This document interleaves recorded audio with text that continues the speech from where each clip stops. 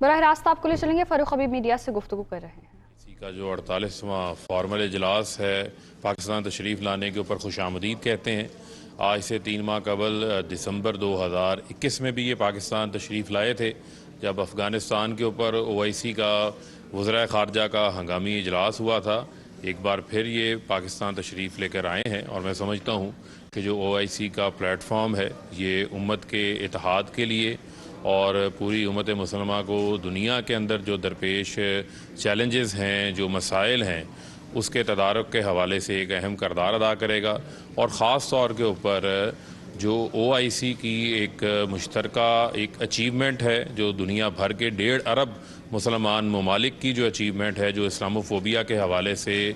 UN میں قرارداد پاس ہوئی ہے، وہ OIC نے ہی وہ قرارداد سب سے پہلے 2020 میں اڈاپٹ کی تھی 15 مارچ کو اسلاموفوبیا کے خلاف عالمی دن منانے کے حوالے سے، اور اب اسے اقوام متحدہ نے بھی متفقہ طور کے اوپر منظور کیا ہے، اور پاکستان نے OIC کے بحاف کے اوپر اس کو پیش کیا تھا۔ میں 3 مہینے کے بعد دوبارہ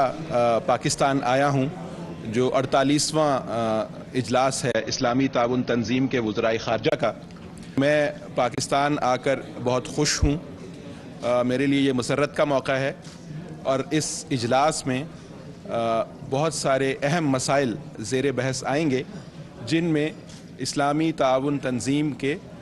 مستقبل کے حوالے سے بہت اہم بات چیت ہوگی، اور اس کے علاوہ دیگر جو چیلنجز مسلمانوں کو درپیش ہیں ان پر گفتگو ہوگی۔ ابھی اقوام متحدہ کی جنرل اسمبلی میں 15 مارچ کو اسلاموفوبیا کے خلاف جد و جہد کا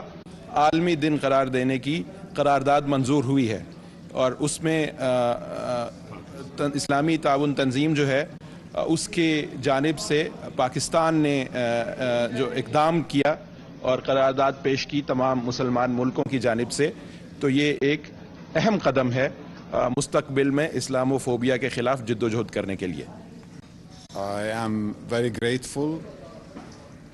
for the government of Pakistan for hosting this second meeting of